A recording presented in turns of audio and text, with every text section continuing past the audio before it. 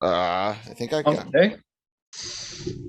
What's that, Chrissy? I thought you were talking to me. I was earlier. Now I'm not. Now I'm ignoring you, and Sorry, I was just like in the zone, and I'm like, yeah. and you're still talking. I'm trying to work here, and you're distracting me. Yeah, I could show you a finger or two myself. Good morning, everyone. Welcome to the Daily Cup of Genre. Today with a morning bickering between my spouse and I. No, we're messing around. Hello, everyone. I am Kyle Malone. I'm joined, as always, by Manny Gomez. What's up, bud? How you doing today? Pretty good, pretty good. Middle of the week. Yes, indeed. Do you hate Wednesday, as you said you would yesterday? No, not today. Actually, I got a fun kind of date night tonight with my girlfriend. So that's looking forward to exciting. it. Help you get over the hump, if you will. It's the Daily Cup of Genre, everyone. We talk about everything in entertainment and geek and fandoms, and it could go anywhere, honestly. And that's what's so great about it.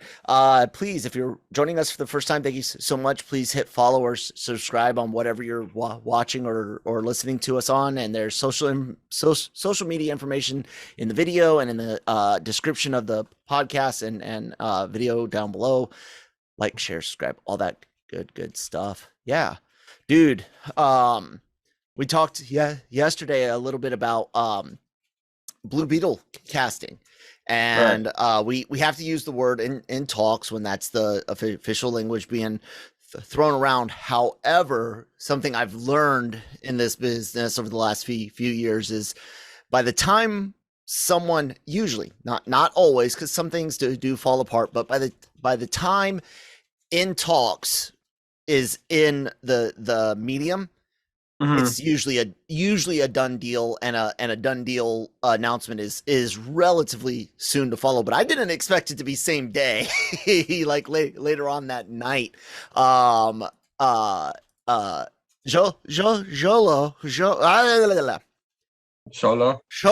thank you. I don't know why I keep trying to emphasize the Z sound too much, but anyways, it happens.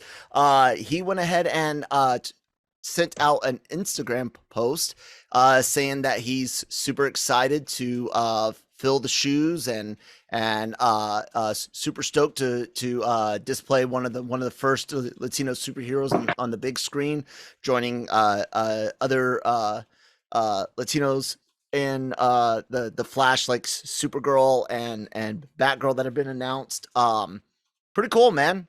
It's official. His character won't necessarily start off on the big screen. That's an HBO Max series. Right. That's his word I'm using. He says it right here.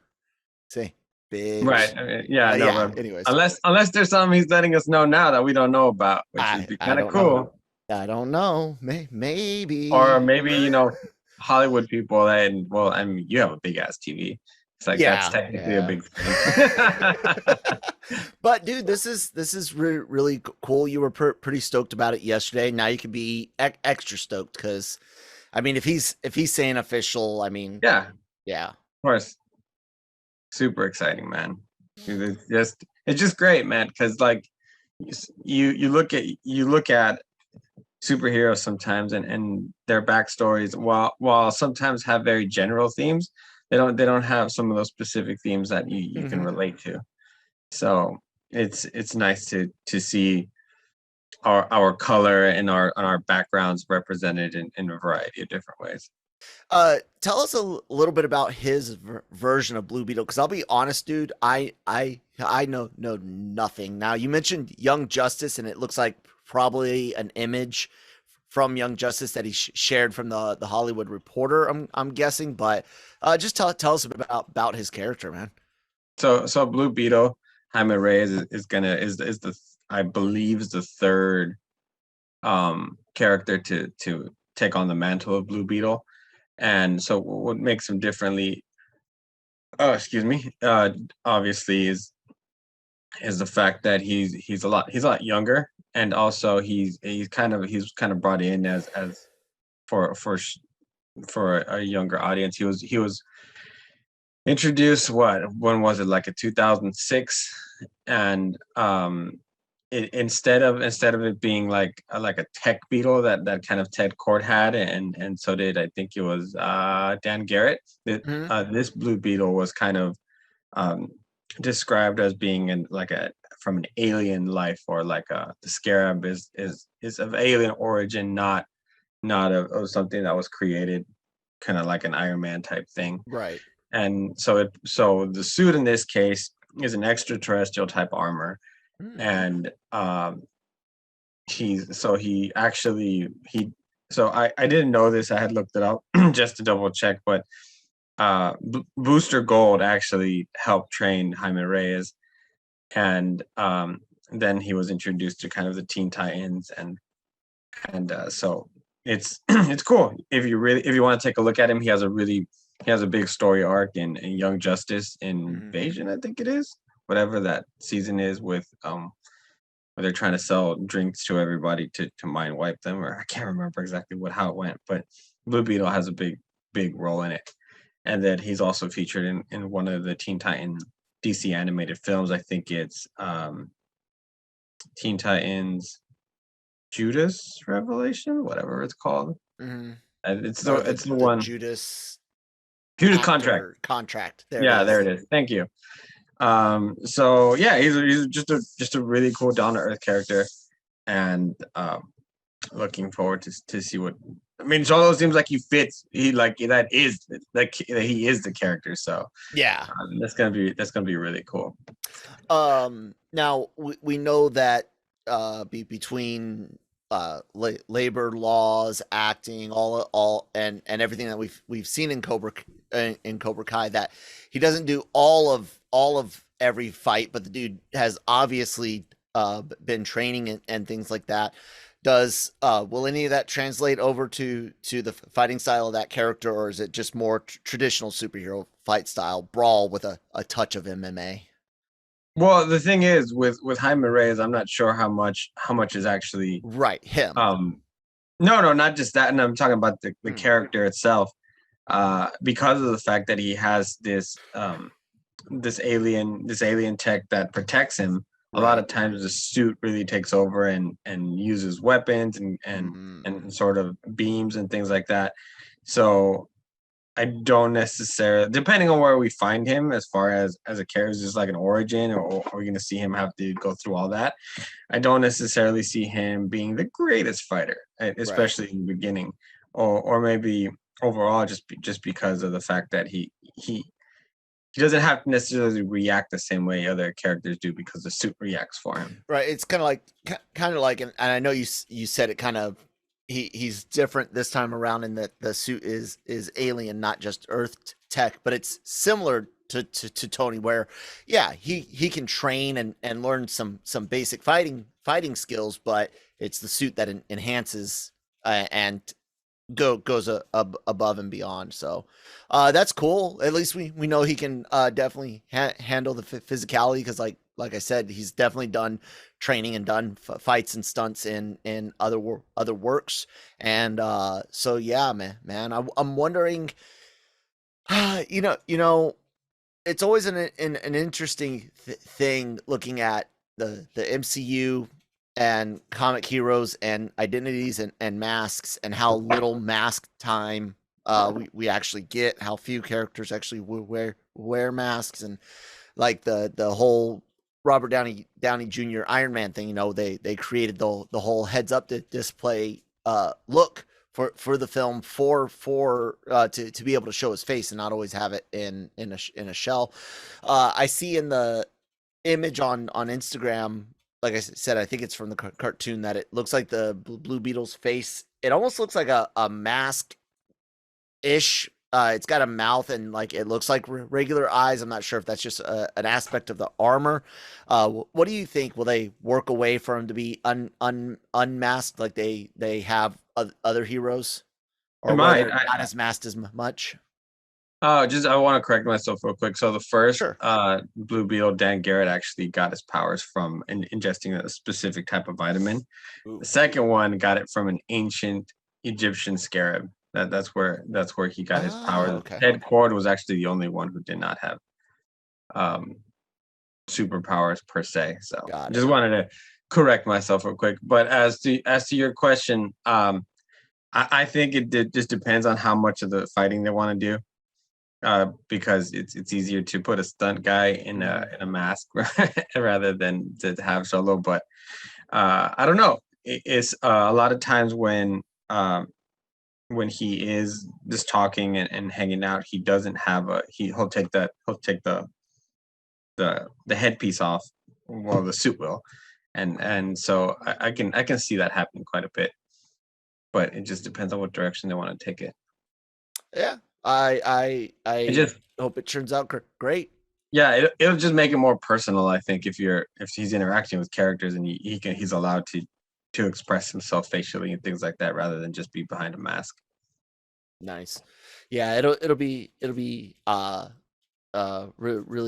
fun to see where it goes. Look, Marvel's had a lot of time to shine. It looks like DC might get their legs underneath them with a lot of different projects, but people felt really optimistic after Wonder Woman as well, and things didn't turn out great for everything coming after that either. Well, 84 was hit or miss. Everyone knows what theatrical Justice League was like and how divisive Snyder's was for the industry, not necessarily fans, but the industry in general, both on the reporting side and on the creative side. But they're definitely not trying to copy Marvel anymore. I mean, they throw out the Peacemaker series fairly quickly and just start, hey, we do this Suicide Squad hard R type deal, and good for them, man. It'd be great if both companies can continue on and do amazing things for both fandoms, but whatever happens, as long as we're entertained, right? Are you not entertained? I don't know. Well, I mean, some just like stuff sucks. just like some Marvel stuff sucks too. Yeah. So. Oh yeah. Just like in comics, the industry does better when both companies are thriving. Mm-hmm. And I think that while Marvel may have a lot more of the cookie cutter stuff, I felt like DC has experimented a little bit more and tried to think outside the box, which hasn't necessarily worked out very well at some points, very clearly.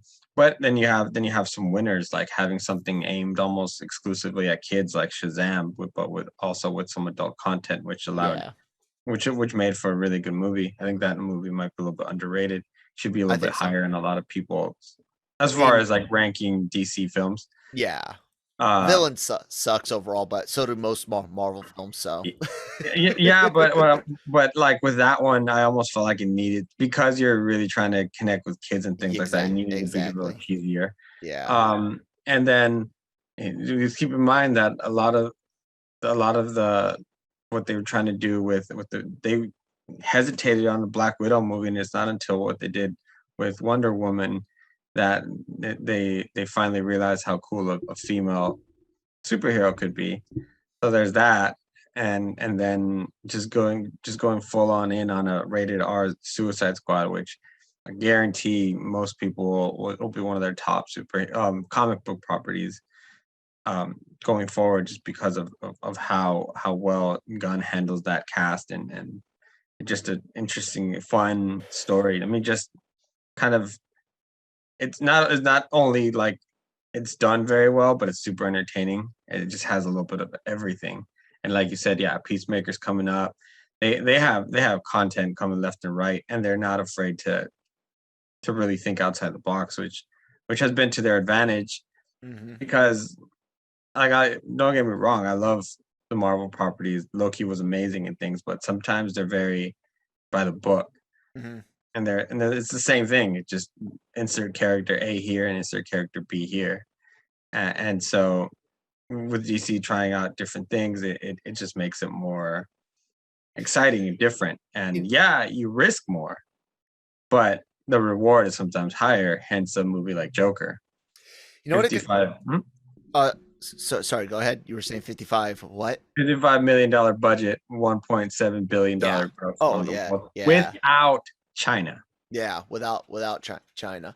I was gonna say it's kind of like when you look at it and maybe from like a gaming perspective, Marvel's kind of like playing a Final Fantasy game. No.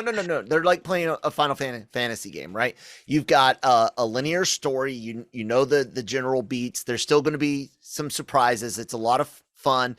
In the end, you went to be entertained, not Right. necessarily go to I know I'm making a game metaphor, but you didn't go to play around. You went to be told a story and participate in a limited sense. While DC's current approach is more like an MMO, which is like there's this story, you can do that, but you could also just go over here and run around in circles and chase your tail for an hour if you want. And they're letting people do that and get to play around in the universe as creators and as fans get to not necessarily be bogged down to a large Infinity Saga type narrative and be like, I don't give two fucks about Aquaman, but I like Shazam, so I'm going to watch everything Shazam related. And you're not really going to miss out by not watching Aquaman. So, hey, go for it. You know, that's something I've been saying DC should do for a while. It's like, guys, just say every little everything's a multiverse and you just need a Flash every now and then when you want to do a Justice League movie to go grab whichever characters and actors agree to be in that Justice League movie, assemble a league, and ta-da, carry on, right? And at the end of the movie, they all go back to their own universes. Like, you don't have to have the same Batman through everything. You know, don't try to copy Marvel. And well, you see now that they have 3 Batman. They're gonna have 3 Batman all one around fucking movie. Yeah. So well, 2 Batman in one movie, and then a third one in a separate just the 2. Sorry, and yep, you're right. So yeah, you got 3 Batman in 1 year, right? Flash and the Batman are 2022. No, Flash is 23, I believe. Let me look the Flash release date. I think it's 23. No, not 2020. Not the TV show. The Flash movie, ladies and gentlemen. 22. No, November 2022. So yeah, dude, you get 3 Batman. Batsman. I don't know. 3 Batmans in 2022.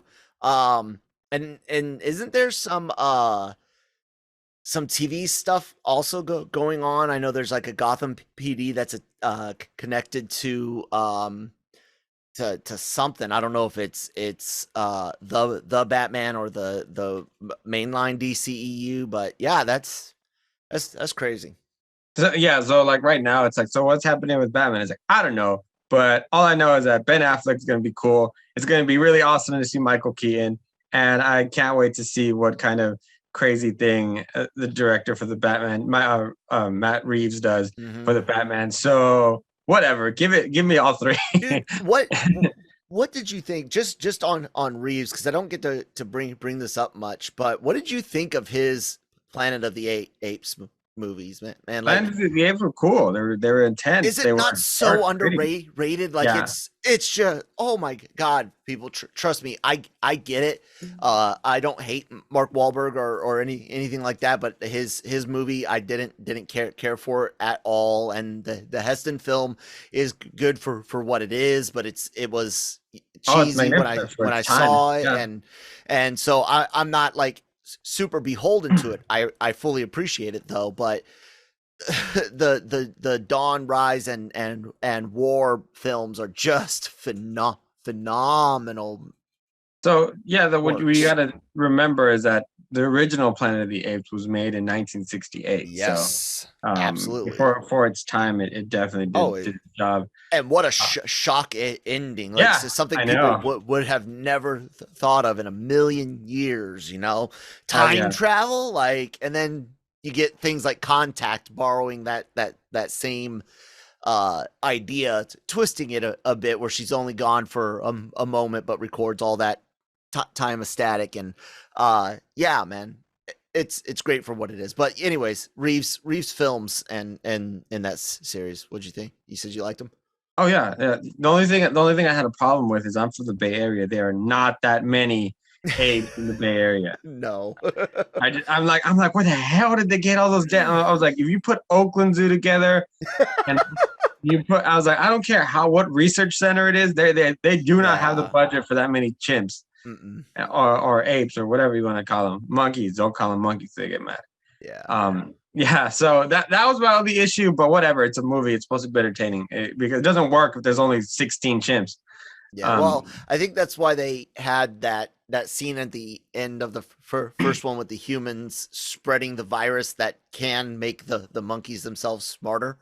Wasn't that like in the during or after credits? Maybe I'm remembering something else. If I've lost my mind, please at me at that comment on Twitter. Oh. But yeah, I like him.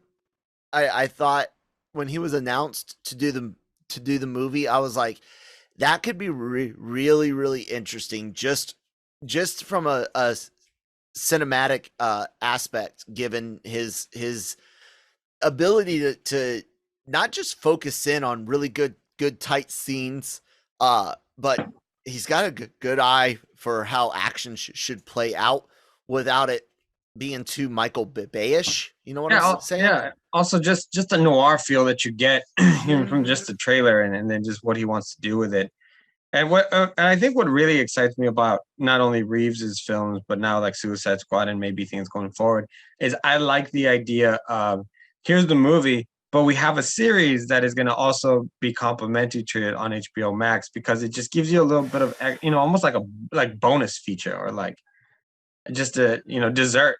Like you're gonna watch Suicide Squad, and then you're gonna be like, I can't wait to see that Peacemaker series. Yeah. So I feel like the same way things gonna happen with the Batman, with like, I really want to see where they go with Montoya and them in the show with the Gotham PD. So I mean, I feel like regardless, it's just probably the best time right now. We've been spoiled the last few years with comic book movies, and everyone keeps saying that we're gonna get that fatigue, that it's gonna happen, and it has not happened. No, it hasn't yet. But I looked at things. There's been some rumors about Ironheart's Riri Williams in the MCU making an appearance in a film. We know that her character's coming. You've got Hawkeye, Moon Knight. There's a lot of Marvel products coming up. Like you said, people are always talking about fatigue. I don't know if it's necessarily fatigue, but Brian and I were talking and about Marvel specifically, and we were like, they're kind of running out of the stories that we've been looking forward to. I still, of course, there's Secret Wars, Messiah Complex from the X-Men series, several other things that we can talk about with Fantastic Four and X-Men, especially. But as far as like broader, Marvel universe, it's like Secret Wars, and it's like, well, what are you going to? Because let's face it, it's going to come. I'm almost willing to put my disability check on it, almost. But after that, it's like, what other stories could you tell? Civil War 2, don't care. Secret Invasion, I really couldn't stand it. Planet Hulk, no. Or World War Hulk, no. Like what? Oh, Sonic comics are important again, huh? What else? Well, I mean, and it's kind of great to talk about this on Comic Book Day, but what I looked at was the amount of new characters that have been created in the last 15, 20 years being brought in. And I thought to myself, I didn't get into those characters. I didn't get into those books, and I don't know if I really want to watch them. Like, you're going to have to try really, really hard or not try really, but you're gonna have to knock it out of the park for me to care about Miss Marvel. I've never, not in any Avengers books, not in the Lego Marvel game, not in the Marvel Avengers game. Like I haven't, and it's not for me. I got that. I'm not angry about it at all. So no one take it like that.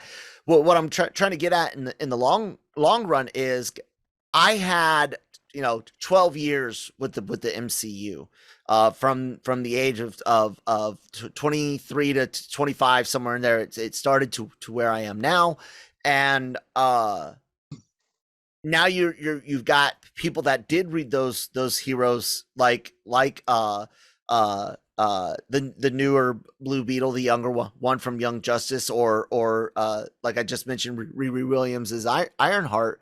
And it's interesting to see how it almost feels like the Disney Plus side of things is that mixing bowl for the older and the newer. And I almost can see a way where I might not watch everything in Marvel going forward. If there's two or three projects that I can't connect to because it's those newer characters, and again, not knocking it, not saying that it can't be made, because there's other things that are down the road, Moon Knight, Armor Wars, that feature characters that I do already connect with. Being able to pick and choose on DC will be easier than Marvel, because they're still focused on the bigger narrative. It's kind of interesting to think I might find myself watching more DC movies than Marvel ones, simply because I don't have I'm more of a blank slate for DC. You know what I'm saying? Other than Justice League characters, like big name ones, your Lantern Soups and whatnot. It's kind of weird to think about. Well, I mean, if you're a blank slate for those characters, why wouldn't you be a blank slate for some of the new younger characters? Because I've already tried reading their books, played with them in game. Like I've been exposed, because I'm more of a Marvel reader. So that's what I'm saying. Like, in no way am I against any of the projects or want them to be hindered in any way. Just throwing it out there that bigger narrative that I appreciated so much for Infinity Saga, when you start bringing in additional pieces that I might not, and I haven't seen them in this format, so they might be able to hit me, and that'll be great. But if they don't, I'm a little worried about that bigger narrative, because now it's like, but what if I don't like this story? Like there might be important parts of it for other stories that I do like, but it's just kind of interesting to see DC doing something that I thought they should do forever, and how that might actually draw me away from the house Feige built. It's just weird. I like it. No. Well, the thing with me doing comic book reviews for so many years over at the Comic Source, I've always been able to, or learned to, disassociate the character with the writer, and sometimes even with the story. Plain and simply, a character may not be for me. It's not written in a voice that is intended for me to love and enjoy, but I can appreciate the story. Oh, absolutely. I can appreciate the structure and everything. And even the character itself, just even if I don't identify with it or necessarily have that much fun with it. Or then sometimes they just put a bad writer. They just put a good writer on a story that does not match his style. That's and a perfect example is when DC tried to put one of my favorite comic book creators, Colin Bunn. He does amazing horror books, and they put him on Aquaman. It was just weird. It did not go very well. It doesn't mean that Aquaman was bad, and it doesn't mean that Colin was bummed. It was just a bad marriage. So when it comes to now seeing some of those characters on screen and maybe some of those storylines or whatever, I actually am more excited, just because I think I can get a different interpretation of it all. So it becomes more of a let's wait and see, and get hyped up. Like I like watching stuff like Masters of the Universe. What was another one? Castlevania. That's another one. Yep, that's great. Things like that where I'm not familiar with what it is, exactly. but it looks like with it, I'm now going to be introduced to it. I'm going to have fun with it and want to go and check out source material and spin-offs and sequels and all of that. Yeah, I dig it. I will be there opening. Like I said, it'll take like 2 or 3. It will take me having I don't want to say a preconceived notion, because I don't have a notion of whether or not any particular Marvel product or project will be good or bad, but having previous exposure, previous whatever phrase, my brain can't think of the better wording here. I'm not even with that, if there's like 2 or 3 where I'm like, I didn't like their source material or other experiences with it, and I didn't like what they did with it in the MCU, then that's where I'll start being like, okay, for other characters that I also didn't care for source material, it's like they're not translating well. I might not necessarily watch those when they first hit the theaters, or I might, relax a little bit on a Disney Plus show. But until they have misses, I'll be there opening night or on the couch, popcorn or Diet Dr. Pepper, whatever the case, ready to watch. So yeah, I'm excited. I'm also really excited about this ad from our sponsors over at Grow Generation, which we are very, very Grow Generation, where the pros go to grow. Grow Generation is your one-stop shop for hydroponic grow supplies, product systems, and more. Grow Generation serves customers across the nation and carries a wide inventory of renowned cultivation brands. Go to www.growgeneration.com, where the pros go to grow. Yeah, thank you guys so much for sponsoring this episode. Please, guys, check out Grow Generation. Their link is in the description below. It's all over our homepage and the articles, because hey, they're our sponsors, and that's what we do. It's where the pros go to grow, and growing is something that I will have some photos of soon in the coming months of my setup and whatnot. I got my PVC frame, I got my lights, and I got my Mylar, and yeah, I'm excited. It'll be fun. Farmer John over here. Trying to be medicine, man. It's expensive. I've been watching you. Wrap up in your sweater for the past 30 minutes, thinking of how old you look while you do that. Oh, because I keep trying to do this thing. I don't know. I get to this day, I get nervous, and I'm a nervous fidgeter. People notice I'm always touching my beard. I promise I'm not tweaking out or anything like that. I'm just a fidgeter, and yeah, if I've got something to mess with, I likely will. And I never have had this, having been in the army for 17 years. So. You can't see my Twitch on camera, so it's fine. Oh, okay. You got like the leg shake. Yeah. Mm-hmm. Yeah. I get that one when the anxiety's through the roof. Yeah. So it's all good, man. Hey, so Seth Rogen and his CGI Tmnt movie. Yeah. Yeah. There's another one being worked on. No joke.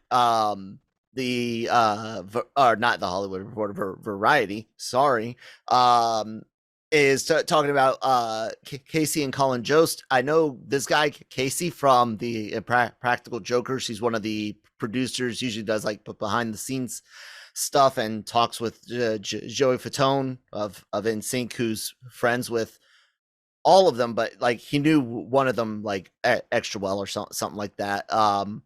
Anyways, they're going to be doing a live action Turtles movie for Paramount. Like I said, separate from the CGI one Rogen's doing.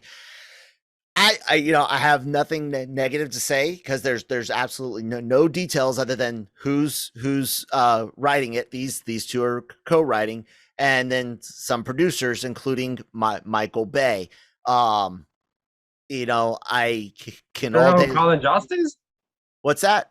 You don't know who Colin Jost is? I didn't recognize the name He's at first. He's from Saturday Night Live. Oh yeah, I remember reading it in the article, but no, I don't. He does the segment.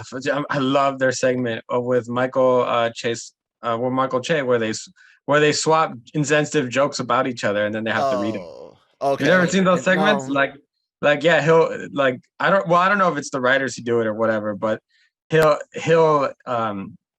supposedly, or maybe for reals, I'm not sure. You can in the comment, you can tell me if you know if it's real or not. They swap jokes or news stories, but they have punchlines that are very insensitive, and it's hard for them to read on air, and that's the point. And it makes it super funny. You gotta check some of those out. Yeah, that sounds like a funny bit. I just haven't watched. They were also Saturday on Night Live. They were also at long WrestleMania a couple years ago. They were the hosts. Really? Yep. Very, very interesting. I guess. Yeah. Like I said, the only reason I bring it up, I brought up Michael Bay is a producer on it. Not that surprising. Oftentimes you'll see a lot of names with producer or executive producer written on the movie and in the credits, but not everyone is actually necessarily doing the producer jobs. Oftentimes there's credits attached to productions studios, credits attached to contracts for certain franchises where it's like, hey, we brought you in to write and direct one, but you're going to produce two additional and all sorts of things like that. So even I, who hated the first Michael Bay film and have yet to see the second one still because of how much I hated that first one. I couldn't even watch all of it. Ended up skipping through after the first 30 minutes. I ended up skipping through to the last fight, and I was just, oh God. But it doesn't bug me that he's still a producer. Cause also Bay did some really good shit. The Rock, anyone? Come on now. And Transformers 1 was good. But yeah. It's interesting though Christine is writing on it today at LRMonline.com. Do you really care or need it though? Cause not that I'm necessarily interested in Rogen's take, but I've wanted another animated film for a while. Cause we've only got one animated film. The 2007 CGI, which was great. I don't know if I could get excited about a live action one, at least not right now. What do you think? And should it be aimed at general audiences or kids or adults for the live action one? It should be targeted. It should target everyone, I think. There's no reason why it should be promoted for one or the other, because you have TMNT fans from both sides. There's no reason why you can't make a film for everyone. I mean, Marvel and DC do it all the time. Yeah. And this should be a Turtles for everyone, especially if you're trying to kind of one up and make a better film than you did last time, which shouldn't be that hard to do. No. So yeah, I mean, you need to stop being a grouch about it and just enjoy the fact that you're getting more TMNT. Yeah. I mean, like I said, I'm not being a. I don't know if you're saying I'm the grouch. Like I said, You're always a grouch. I am, but here I'm just saying, like, I'm more excited. Like, it used to be. You want more of an animated, yeah. Mm-hmm. So again, I can't make any judgment here because the only thing we know is who's writing it. Two people involved in comedy. What are the Turtles known for? Comedy, and even these are the two right being guys aimed at adults. A guy that works on Impractical Jokers works in New York with New Yorkers and New Jersey, but I'm not. And then of course Saturday Night, these two are steeped deep into that New Yorker thing. So like I said, that's all I've got to go off of. I am happy for more Turtles content, so long as it doesn't look like Rise. I know a lot of people love Rise for the aesthetics, and I know a lot of people that didn't like the aesthetics but like the story. I just don't want to see it again. The story could be great. It just looked terrible.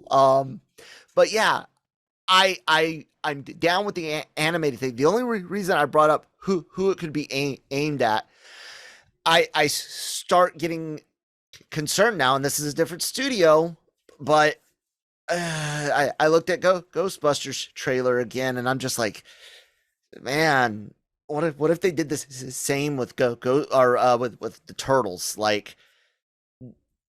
just completely get it wrong, like, I don't know, like, have older grumpier turtles and new mutants or so, like, my mind just started going to all these horrible places. Well, that's a really weird thought to have. It's always just gonna be the Turtles, man. I hope so. I always thought Leo, whenever you're starting out with the Turtles and they're still young, I always thought Leo would be the leader, but they shook all that up in Rise, and like I said, I know people like it. I can't judge it. I did not get into it. That doesn't mean it's bad. That means I didn't get into it. And those Turtles it's not weren't meant for me, man. Exactly. And so, like I said, my mind went to this horribly dark place because Ghostbusters and Sony has fucking scarred me, dude. Like, that's how bad it is. Like, anytime something from something from my body, I'm not gonna show off all my tattoos again, but gets like smacked around by a studio, it like causes freaking trauma. Man. I don't know what to tell you, man. Turtles are gonna be fine. And I honestly, I've watched the trailer a few times for Ghostbusters, and I was like, you know what? I'm gonna have a great time with my daughter at this film, and I think that's gonna be the case, and I've accepted it, and I hope so. I'm gonna enjoy it regardless. So, I hope so. since we're talking about Paramount, let's talk about the work that Paramount is also doing with another franchise, and that is Star Trek. Okay, let's talk about Star Trek. What are we talking Star about with Trek, Star Trek? The New York Times confirmed that they're working on another series, and this one is going to be aimed at young. It had been rumored before, but I guess now the New York Times has kind of confirmed that that's what they're doing. It's aimed at a younger audience, and it's going to be centered around Starfleet Academy. So, and then they're along with that, they're also doing another series around Section 31, and which we'll see Star Trek Discovery alumni Michelle Yeoh. She's going to be reprising her role as Captain Philippa Georgiou. So that's going to be fun. And this is also already with the fact that they're doing the Prodigy series. Lower Decks is going to be starting its second season. Then they're doing the live action stuff with obviously continuing with Discovery. They're doing Short Treks, Picard, and then the one I am looking forward to the most, Strange New Worlds. So if you're a Star Trek fan who's been really waiting for a lot of new content, here you go. I think the last few years they've done a similarly good job at giving us new content to enjoy. But I will say that Picard needed to be 1 season long and 1 season long only.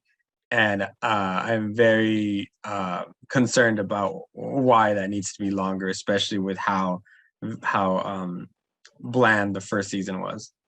It was like, I don't know if you watched Star Trek Picard, but it was just like a trip down memory lane. Yeah, that's what I heard. And there was just one episode, like the full episode is literally them having a barbecue. Jeez. So, and then when they could have, when they had the opportunity to do this gigantic, awesome, space fleet, like fight scene, battle, whatever you want to call it, they skipped all over. Skipped over it all. So yeah, but man, more Star Trek means me happy. So, I liked Abrams movies. I like the I do Kelvin timeline. I don't like Kirk, like Shatner Kirk at all. don't like the original series, and I don't care for the original movies. I like a lot of Next Generation episodes, some Deep Space Nine episodes. Didn't care too much for Voyager. Movies outside of Kelvin and the Shatner First Contact, of course, everyone likes that. It's decent. Nemesis, and Nemesis is okay. what was the one with Generations? Oh god, that was bad. That was bad. Well, the thing is, while I do love Abrams, I do really like Abrams films. Star Trek's meant to be a TV show, man. It's not Star Wars. It's not a franchise that really necessarily should. I think what makes Star Trek great is their character development, and that's why you have that. That's what gets me, I guess. I grew up when I was younger with my dad watching Next Generation, Right. And then on my own, what that led me is I really enjoyed Voyager. Voyager's my favorite one that I grew up with. I didn't shit all. I just said I didn't get it. Anyways, No, but I mean that's the one that was on TV when I was growing up. So that was my captain. That was the story. I fell out of it quite a bit actually. In Deep Space Nine, I did not connect Deep Space Nine, and there's a lot of people who did. I know a lot of that's their Star. That's why they got into Star Trek was Deep Space Nine. So yeah. But as a Star Trek fan, it's always cool to see how where everybody comes from. Sometimes it's an appreciation for the original. Others it's like me with the Voyager. Others it's in whatever it was, Next Generation and things like that. So that one weirdo that liked the cartoon. Sorry, Joe. Sorry, okay. That one guy. That one guy. No. But yeah, just overall, just a good amount of content, and I can appreciate that. And Star Trek Discovery is a little bit wonky because of the fact that they've made it so like single story oriented. But that's where the new series is going to pick up. Strange New Worlds is going to be a little bit more episodic and more of a classic feel. So you'll get a little bit of both. Yeah. I mean, I do often wonder about that in the modern age. It almost seems like all of the big franchises that came from episodic storytelling now really focus on the big story arc for a season or even a series going across multiple seasons or even multiple series over multiple seasons. That whole world building aspect. And I was going to ask, man, do you kind of miss episodic drama, episodic just action entertainment like you used to get with a Next Generation or an original series? Yes, I know that there are some elements that carried through multiple episodes and longer arcs, but in general, it's very episodic, and we don't get that as much today. Well, what do you think, man? Yeah, we really don't. I think the last series that I felt that really did that was like Criminal Minds. The crime shows do it. The CSI ones do it. I don't know if they're still around or not. Yeah, but even they try to weave in some bigger threads more often through a season than before, with like a bad guy that's an arch nemesis of whoever's in charge of that law enforcement agency and fucks with them for 2 or 3 seasons. And but this is true. Yeah, they're very episodic still today. Yeah, and people complain about this so hard, but it's just I roll my eyes.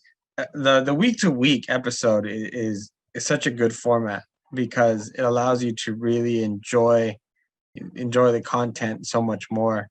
We've experienced it ourselves with like The Mandalorian, with Loki and things like that, where we can watch the episode and react to it and talk about it for hell a week, preview the next one and on to the next one. Whereas if we got the whole thing in one sitting, it just kind of, we can talk about it for like a week and then we move on. Instead, we're talking about it for a month, for 2 months, depending on how long the series is. which is why I appreciate it that some of the streamers, Disney Plus does it now. Oh, they've always done it. Never mind. They don't release whole series. I know what you meant, man. Prime went back to it, and there was a backlash when they did it with the boys where people start. Yeah, that was stupid. Mark. Well, I say I honestly, full-heartedly believe, and we're supposed to learn the release date for it in the next 9 days. Now it was published in a tweet or social media post. Stranger Things. I think that's where Netflix will start. Not just this split season thing they do with so many shows where part 1, part 2, but we're gonna see a legit weekly release for a part 1, and then a weekly release 6 months later for part 2. That part, yeah, man, you're right. It's great for us in this business of reporting and even doing podcasts and shows, reviews, reactions and whatnot. But it breaks it up a bit, allows us to consume more.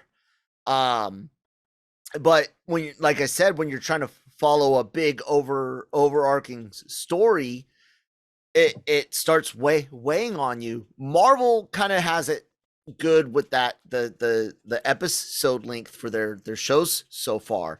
That 6 to 9 episode count, depending on, I know they've had some editing issues as far as pacing and some filler episodes and stuff, but overall I think that is a sweet spot for a lot of live action series that you're trying to do something with a big story arc. I think some of the ones that push it to that 12 episode mark, like the Netflix shows, that's where you can see, guys, you need some monsters of the week. You don't need one story across 12 hours.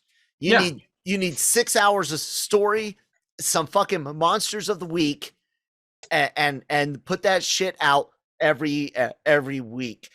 And like Buffy the Vampire Slayer, tighten up that shot group. So sorry for the military slaying, but bring in the episodes scope from 20 plus episodes down to 12. Make it a monster of the week type show, bad guy of the week, bad person, whatever fucking terminology you want to use. You still get that mature 21st century overarching story that we love so much, but you go back to some of that classic primetime TV story of the week, moral of the week, bad guy of the week type storytelling. I don't know, that could be kind of exciting. It could be. I think so. It's a Whedon property, so I don't know. It brings in a lot more opportunities for writers and characters to be introduced that as long as you don't kill them off can be brought back later and in different ways, especially when you're looking at the budgets and the talent that they put on things like Peacemaker and Loki and Falcon and Winter Soldier. Maybe we should make a bit of a memory lane trip to old episodic TV. Although go ahead. It's the best, man. Like, it was the best, at least. We had to be very patient growing up. We would wait on Fridays for movies and here I go being old. Going to the rental store, and if they had it, you learn how to pick another movie, and I think the biggest thing is, if you wanted to watch a show, you damn well better be sitting down when that starts, because there ain't no pause button, there's no record button. This is before TiVo, obviously. That was the first one. Unless you had a VCR with someone that knew how to hook it up to record, because grandma and grandpa sure as hell didn't know how to hook it up to record, right? No, you're absolutely right. Yeah, so just there's just so much about it that the instant gratification that we have now is I think has been a detriment to society. I'll say the worst part about it isn't necessarily just the fact that we can get what we want immediately on so many levels. It's that we no longer are forced to try something else. Like you said, you go to the rental place and you're like, I'm gonna get Super Mario Brothers the movie, right? Because you're 8 years old and 6 years old and don't know any better. I was trying to think of when it came out. I was like, I was somewhere in elementary school, 6 to 8, somewhere in there. But yeah, you don't know any better, right? So you go there and they're like, bam, we don't have Super Mario Brothers, and you're like, well, son of a fucking bitch, and you get smacked by your mom because you just said son of a fucking bitch. It's just. And you have to pick something else, right? Because you're not going to leave there without a film, and you'll be damned if your sister's going to pick it. So you find something else, and it introduces you to something called Robotech and the Macross saga. Now you're a fucking weeb, you know. That's the thing that I think sucks most about instant gratification is we have to really work hard to go out of our comfort zone and expose ourselves to something new. Because if you don't actually put in effort, the internet's just going to continue to feed you this stuff that it knows you already like. And you're not like to this day, I've noticed that a lot of bands I discovered via the recommendations from YouTube and Amazon or whatever, but now the recommendations are a lot more narrow, like a lot more narrow than it was even 2 years ago, three years ago, let alone when I first started, getting into streaming music. Take that same logic and apply it to everything else you do on the internet. And guys, we're all living in fucking bubbles. So pop them. Algorithms. Yep, pop them. Get out. Go see something new. Try something new. Do something new. And one of the best ways to do that is at LRMonline.com. All of your entertainment news, needs, opinions, they're all there. And guys, we do our damnedest to not be clickbaity, to not feed you guys lies, to be upfront about spoilers, and not put them in the homepage image or in the fucking tweets. Shit. Yeah. Now, that doesn't mean that we're always perfect. Some people put in a tag and it gets put in as a hashtag on Twitter on accident, and I don't know if that has happened, but yeah, it could be a mistake. Anyways, another great place to find all that and celebrity interviews and so much more, of course, is our YouTube channel, which hopefully you're watching us on here, looking at our ugly mugs. It helps scare you to wake every day. And yeah, please subscribe there. We really appreciate it. Help spread the word, share us with some friends and family, and of course, wherever you get podcasts from, Apple, Spotify, Google, all that great stuff. SoundCloud, we are there. The Genreverse Podcast Network, brought to you by LRMonline.com, and sponsored by Grow Generation, which is awesome. And yeah, Manny, what's going on over on the wonderful world of YouTube and interviews? Wonderful world of YouTube has a variety of different good things going on. As always, we have I have interviews for a drama that came out on Friday called Lorelei, which is really fun. The actors and the director were very great to talk with. It's actually a very good movie about second chances and deleting the stigmatism of not being able to really move on with your dreams despite being thrown in jail, or in our actress's case, having 3 kids from 3 different men and still trying to do something with her life. It's a very well done story. Amazing job by Sabrina Doyle in her directorial debut. Also, I'm going to have some conversations with Disney animators who got to make some short films, and those are coming up a little bit later this week. Also,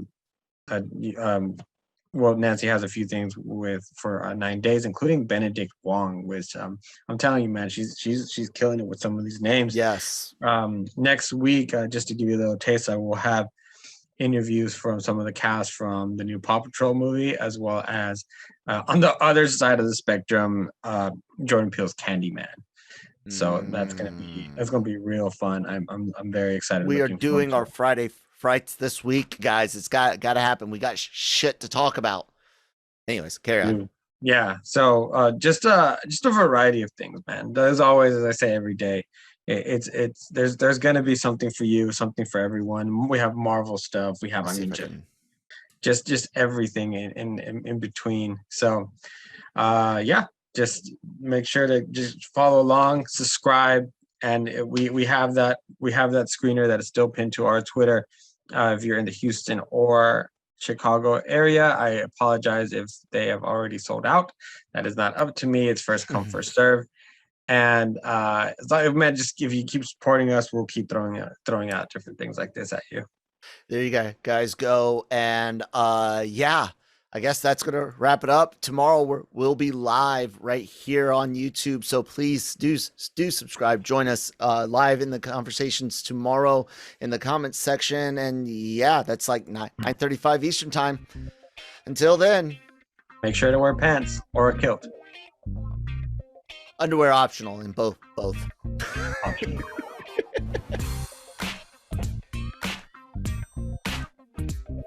I'm not gonna lie, I can't go commando, dude. I can't. Nah, bro, that's not me. It seems so inappropriate, so wrong.